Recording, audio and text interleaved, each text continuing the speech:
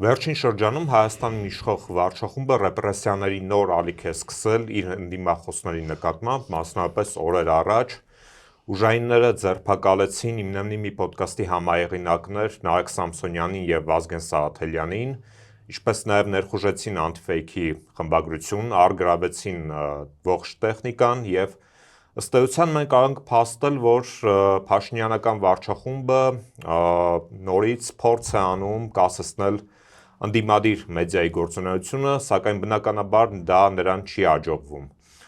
Այս եւ այլ հարցեր շուրջ այսօր ես զրուցել եմ Դեմոկրատական այլընտրանք կուսակցության ղեկավար Սուրեն Սուրենյանցի հետ։ Պարոն Սուրենյանց, շնորհակալ եմ հրավեր ընդունելու համար։ Ես եմ շնորհակալ։ Տեսեք, ես նշեցի, որ վարչախումբը ռեպրեսիվ նոր շրջափուլ է սկսում, հերթական անգամ թիրախում են հայտնվել քաղաքական բանտարկյալներ Նարեկ Սամսոնյանը, Վազգեն Սաղաթելյանը, նաև Anti-Fake լրատվականը, ինչպես կգնահատեք սա եւ որն է վարչախմբի մոտիվացիան։ Նախ ես ուզում եմ զորակցություն հայտնել Նարեկին եւ Վազգենին, ձեզ, Դավիթ, եւ ընդհանրապես ձեր աշխատակազմին, որ այս օրերին ենթարկվում եք ռեժիմի ոտնձգություններին, կարելի ասել ժողովրդավարության պաշտպանության առաջին դիրքերում եք։ Ձեր տաղավարում առիթ ունեցել եմ ես այս թեմայի մասին խոսելու։ Ապրիլ-մայիս ամիսներից սկսած Նիկոլ Փաշինյանը փորձում է փոխակերպել ավտորիտար ռեժիմը տոտալիտար կառավարման, որը ի տարբերություն ավտորիտարի, որը առերևույթ որոշ ժողովրդավարական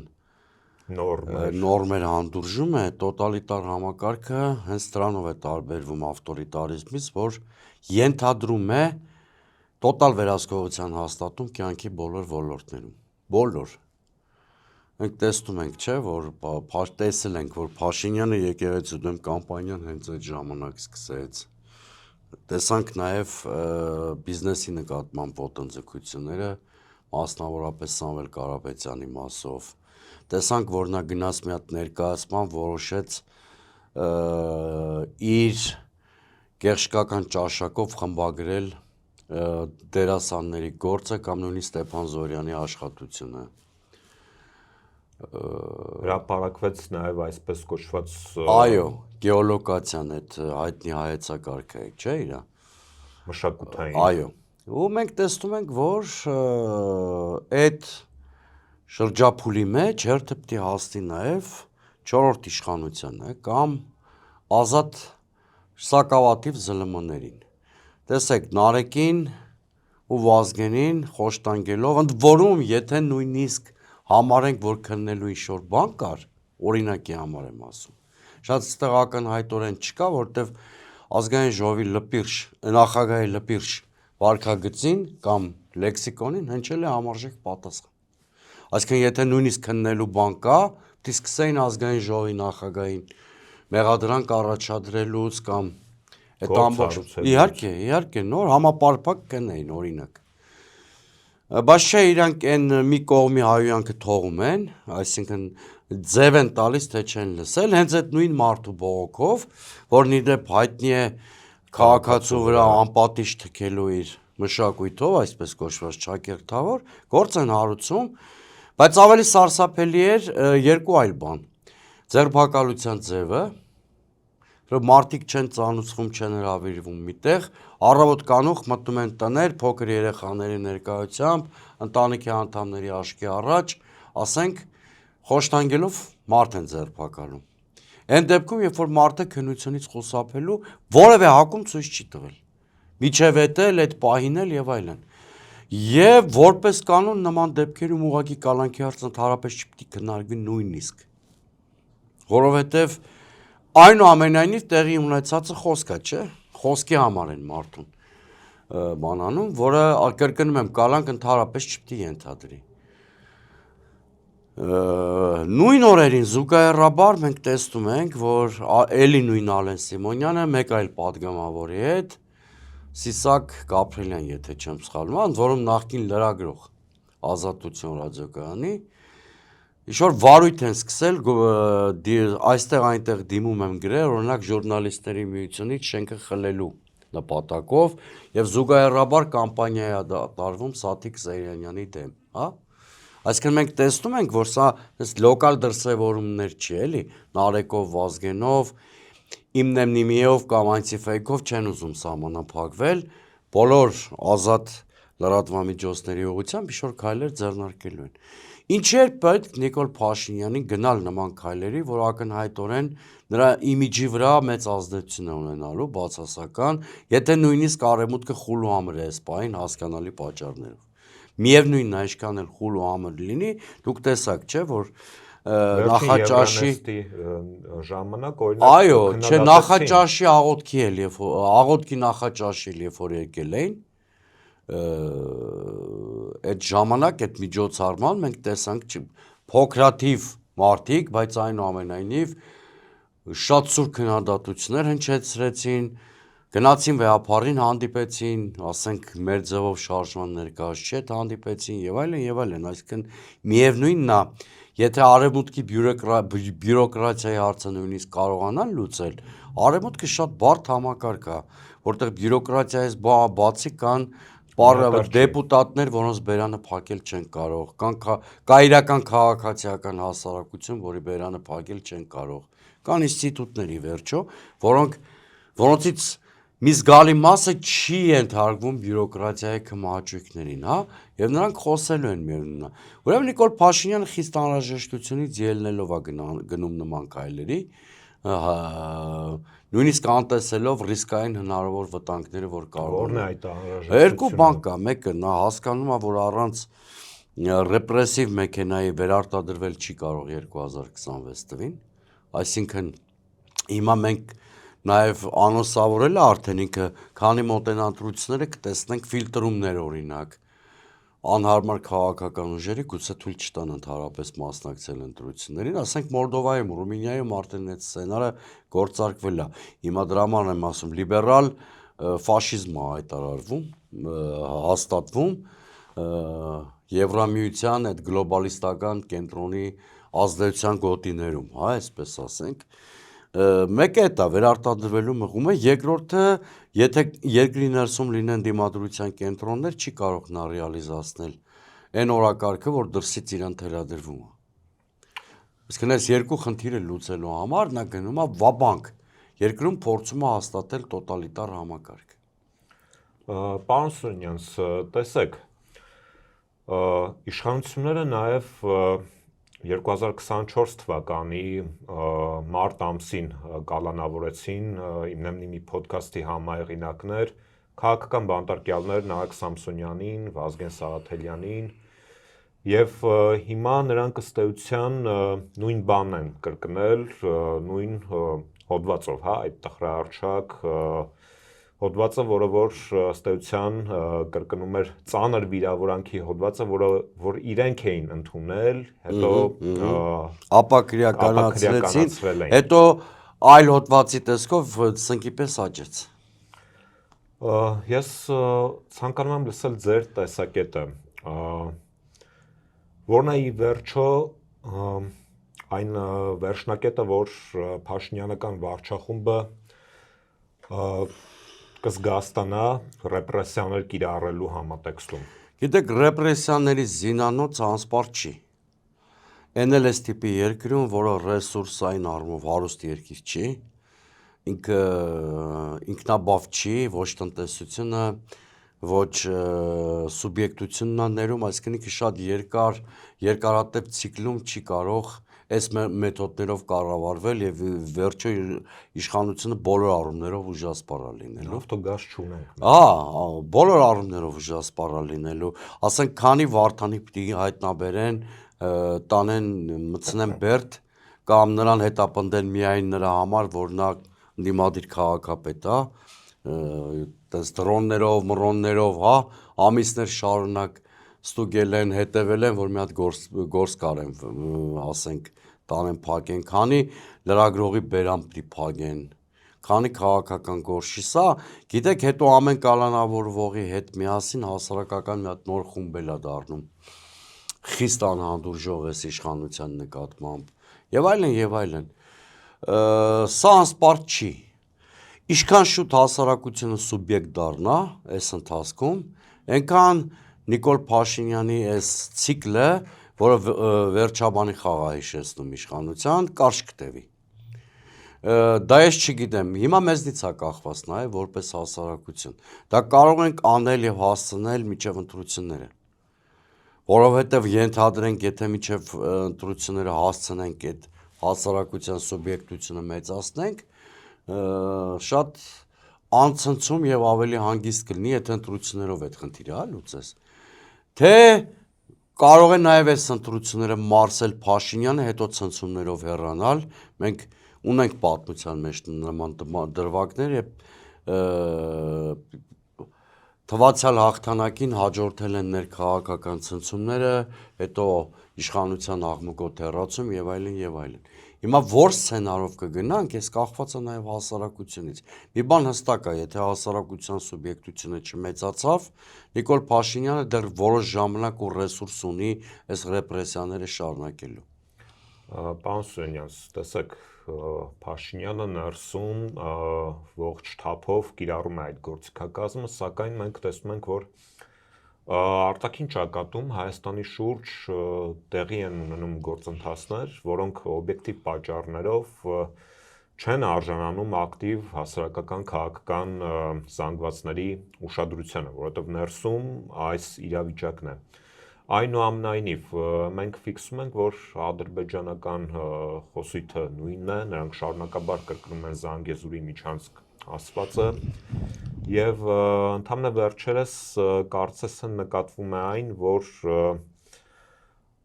քննարկումներում խոսք է գնում արդեն այսպես կոչված անկլավների եւ Տիգրանաշենի Ադրբեջանին հանձնելու մասին կամ պատրաստակամության մասին առնվազն։ Արդյոք Փաշինյանի կողմից ներսում կիրառվող այս աննախադեպ ռեպրեսիաները նաև նպատակ ունեն շեղել արտաքին ճակատում Հայաստանի շուրջ այդ օղակի սեղմումից։ Չողակինը բերաններ է փակում, շատ լավ իմանալով, որ հարկադրված է գնալու չափազանց ոչ պոպուլյար նվաստացուցիչների, այդ իմ ասած դիմադրության կենտրոններն է լրացնում նաև։ Հիմա տեսեք,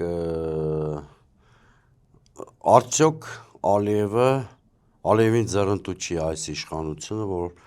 դարձյալ սասկացրել է ռետորաբանությունը։ Ես կարծում եմ ձեռնտու է իհարկե, եւ Ալիևը շատ կուզեր եւ կուզի, որ 2026-ին հենց այս իշխանությունը վերարտադրվի։ Այդ դեպքում ինչու է սասկացրել ռետորաբանությունը, որը կարող է ազդել Նիկոլ Փաշինյանի հեղինակության վրա սասանելով նրա դիրքերը։ Շատ բարձ պատճառով։ Նա մտավախություններ ունի, որ 2026-ին Նիկոլ Փաշինյանը գուցե չվերարտադրվի եւ փորձում է ճնշումներով մի շարք զիջումների կամ դրանց մասին հավաստիացումների երաշխիքներ ստանալ հենց հիմա։ Դրա համար նա մի շարք ուղղություններով ակտիվացրեց Բաքվի պահանջները, ոչինչ Բաքվի քաղաքականության մեջ չի փոխվել։ Ուղղակի տարածքային ճնշումներին փոխարինելու է եկել դեմոգրաֆիկ էքսպանսիայի քաղաքականությունը, որը պակաս սարսափելի չէ։ Ինչ են ասում, տեսեք, երկու բան միանգամից զուգահեռ երկուսն էլ ուղղված է դեմոգրաֆիկ էքսպանսիային, առաջ են մղում, մեկը փախստականների վերադարձն է, այսպես կոչված այդ 300,000-ի մի պատգամավոր էլ ասում է երեխեք են ունեցել եւ այլն այդ թիվը 500,000 է եւ մյուսը անկլավները։ Երկուսն էլ Աստված արածը, եթե իրականություն է դառնում, ստացվում է, որ հայ-ադրբեջանական հակամարտությունը սահմանից տեղափոխում ենք Հայաստանի սահմանից ներս։ Այսինքն մի շարք ականներ ենք դնելու մեր երկրի տակ, որոնք ցանկացած պահի կարող են տարակել։ Այդ ականները արդեն կան։ Այդ ականները արդեն կան, բայց հիմա պատկերացրեք վերադարձում ես նաև անկլավները, ըստ էության երկու ստրատեգիական ճանապարհ դառնում են խոցելի մեր համար, ըստ էության առաջանում են նոր մինիմիջանցների պահանջի առաջանում նոր մինիմիջանցների պահանջի հարց, որտեղ այդ անկլավից հետո ասելու է այս գնալ գալու ճանապարհել չէ դուր։ Ակնհայտ է։ Օրինակ Տիգրանաշեն ոնց պիտի գնան, կամ իրանց լեզվով ասած քյարքի։ Շուտ ճանապարհ ուզելու մինիմիջանցք որ գնա գա։ Եվ բացի այդ սենց են էլի երկրները սիրիականանում։ Սիրիական սցենար, բան, որ այդքան խոսում ենք, հենց այսպես է լինում։ Այսինքն երկրի ներսում տեղադրվում են ականներ, որոնք ըստ անհրաժեշտության պայթելու են։ Երբ որ Նիկոլ Փաշինյանը խրող տոնով ասում է, որ հետապնդելու է Արցվաշենի վերադարձը, ճիշտ հակառակը հասկացեք։ Հասկացեք, որ նա բանակցություններում արդեն համաձայնել է վերադարձնել Տիգրանաշենը եւ Տաուշի 3 անկլավները։ Որտեվ տեսականորեն Արցվաշենի թեման միայն այդ ժամ կարող է օրակարգում հայտնվել, որովհետև մենք գիտենք, որ հայկական կողմը երբեք Տիգրանաշենի հարց չի հետապնդել, բանի, Արցվաշենի հարց չի հետապնդել։ Հետևաբար շատ վտանգավոր անոնսավորում արեց Նիկոլ Փաշինյանը, հետո ինչքան էլ ինքը փորձի կռուծիտներ անել, տարբեր մանիպուլյացիաներով սրբագրել, խմբագրել իր ասածը։ Մենք որ լավ գիտենք, որ նա հենց բոլոր հարցերում սկզբում այդպես է անում, անոնսավորում է ինչ-որ բան, հանրային տրամադրությունները ստուգում է, հետո անցնում է ինչ-որ գործողության։ Եվ հետևաբար այս վտանգների մասին, որպեսզի չբարձրաձայնվի, նա փորձ է անում փակել բոլոր հարթակները, բռնաճնշումների ենթարկել, ոդկասթի համահեղինակներ Նահակ Սամսոնյանին ձերբակալել, Վազգեն Սաղաթելյանին ձերբակալել եւ արդյոք սա ձեզ կշարունակվի մինչև ընտրություններ։ Հա, կշարունակվի մինչև ընտրություններ։ Ես էլ եմ ասում, մեր ընդդիմադիրներիս ուժը միայն հասարակությունն է։ Ես այս դեպքում ընդդիմությունը լայն իմաստով եմ օգտագործում։ Խոսքս թե ԶԼՄ-ների մասին է, թե կուսակցությունների, թե ուղղակի մարդկանց, որոնք այլ պատկերացումներ ունեն, քան իշխանությունները, մեր ուժը հասարակությունն է։ Այ որ պահին մենք կարողացանք հասարակության սուբյեկտության հարցը լուծենք, որ պահին ինքը վտանգ զգաց, որ օրինակ ընտրություն կեղծի հեղափոխություն է ստանալու, օրինակ գնաց ռեպրեսիայի կոշտ հակազդեցություն է ստանալու փողոցում, որ պահին ինքը զգաց, որ այդ վիճակը հասունացել է, ռեպրեսիաները այլևս չեն աշխատելու։ Իսկ քանի դեռ այդ դիմադրությունը չկա, շատ անկեղծ լինենք, նա դերևս ժամանակի եւ տարածության մեջ ռեսուրսներ ունի դիմելու նոր ռեպրեսիաների։ Երեք բավական հետաքրքիր իրադարձություն տեղ ունեցավ այդ ճակերտավոր հաղթանակից հետո Էջմիածնի ընտրությունների համատեքստում սկսվեցին խուզարկություններ ընդդիմադիր ուժերի անդամների տներում կարծես թե լավ, եթե իրենք ասում են, որ հաղթել են, այդ խոզարկությունների մոտիվացիան դա նախորոք հարուցված քրեական գործ է եղել, կասկած չունենաք, այն դեպքի համար, եթե հանկարծ կրկվում էր Գյումրիի սցենարը։ Այսինքն եթե Գյումրիի սցենարը կրկվում էր, հա, չեղավ, բայց այդ գործերը հարուցված էին, չէ՞, ինչ-որ բան պետք է անեին։ Դրա համար էլ այնուամենայնիվ ձերբակալության սանկցիաներ էլ չեղավ։ Այսինքն տարան գործը հարուցեցին, համամիջոցը կալանք չընտրեցին։ Սա մի կողմից ուրեմն իներցիայով, քանի որ իրենք Գյումրիի սցենար էին կանխատեսել եւ ավականո առաջին նիստում պիտի դիմադիր ավականիներին հավաքած լինեին, այս սցենարի համար նախատեսված գործողություններ, մյուս կողմից Նիկոլ Փաշինյանը շատ լավ հասկանում է, որ ոչ մի ջախջախի ջախտանակ էլ վաղարշապատում չի եղել եւ փորձում է 2026-ի ընտրությունների շրջանակներում կանխարգելիչ գործողություններ անել, բայց այս թվում է ինքը թողելու է այդ կազմակերպված ընդդիմադիր խմբերը մնան էշմիածնում եւ կարողանան ենթադրենք, հավատում ենք պաշտոնական թվերին ենթադրենք, իրենց 30-31-ը դարձնեն 38-40, իսկ ինքը բնականաբար պատրաստվում է ոնց է բոլոր դիմադրության կենտրոնները տարբեր տեղերում փշրում, նույն ձևի թարմ հետքերով, բացի այն, որ սա էլի եմ կրկնում ինչ-որ սցենարի համար նախապատրաստված գործողություններ, նաև կանխարգելիչ նշանակություն ունի խորհրդարանական ընտրությունների համատեքստում։ Ունենք հետևյալ իրավիճակը, ռեժիմը գրոհում է տարբեր ուղղություններով եւ ընդդիմադիր հատվածը, ակտիվ հասարակական, քաղաքական հատվածը ինչ պետք է անի, որպեսզի հնարավոր լինի կազմակերպված ձևով դիմագրավել այս ամենին։ Տեսեք, իմ համար աքսիոմա է, որ նախ ես պայքարի բոլոր միջոցներին կողմ եմ եղել եւ փոփոխության ցանկացած համանդրական մեխանիզմի եմ կողմ եղել, սկսած իմպիչմենտից վերջացրած ընտրություններով։ Ու որևէ եղանակը մյուսին չեմ էլ հակադրել։ Համ նրան պիտի պատրաստ լինել, համ եմ պիտի փորձել, այսինքն սրանք իրար չհակադրվող բաներ են։ Բայց տեսեք, ինձ համար ակնհայտ է մի հատ ուրիշ ճշմարտություն էլ։ Եթե երկրում կան քաղաքականավորներ, ընտրությունների օրինականությունն ու մրցակցային բնույթը վտանգված է։ Սա հայկական ճշմարտություն չի, սա քաղաքագիտական աքսիոմա է, որ երկրում, որ քաղաքականավորներ են լինում, այդ երկրում ուղղակի մրցակցային ընտրություններ անցկացնել հնարավոր չի, որովհետև այն պոտենցիալ ակտիվիստը, որ պետք է գա ներգրավի կոնտրարշավի մեջ, շատ բնական հարց է քեզ տալիս, օրինակ ինձ։ Ասում եմ, որն է երաշխիքը, եթե հարարճակ միլիարդատեր է բանտում, հոգևորականներ են բանտում, շատ ակտիվ պոդքասթի հեղինակներն են բանտում, ու այսպես շարունակ, ասում եմ, որն է երաշխիքը, որ ինքը չի որ մեզ էլ ընտրարշավի քո հանդիպանը մասնակցելու համար առնվազն աշխատանքից չեն ազատելու, առնվազն, սա ամենաանշարժ բանն եմ ասում։ Հետևաբար, ընդդիմությունը նախ առանձին կմասնակցեն ընտրություններին, ամեն մեկս մեր ծրագրով, թե ինչ այդ թողենք նախընտրական տեխնոլոգիաներ են դրանք, բայց միջև այդ ընդդիմությունը առաջին հերթին պարտավոր է կոնսոլիդացվել եւ որպես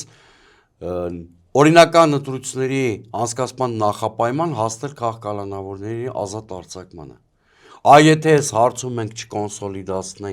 կոնսոլիդացվենք եւ ուժեղ փողոց չգեներացնենք, այդ նշանակում է մենք գնում ենք մի հատ անհավասար խաղի ենք մասնակցում իշխանության հետ, որտեղ ի սկզբանե մեր հաջողության շանսերը գրեթե զրոյական են։ Շնորհակալ եմ հետաքրքիր զրույցի համար։ Ես էլ եմ շնորհակալ։ Իմ հյուրն էր Դեմոկրատական այլընտրանք կուսակցության ղեկավար Սուրեն Սուրենյանցը, ձեզ հետ էր Դավիթ Ֆիդանյանը։ Բաժանորդագրվեք Antifake YouTube-յան ալիքին, կհանդիպենք։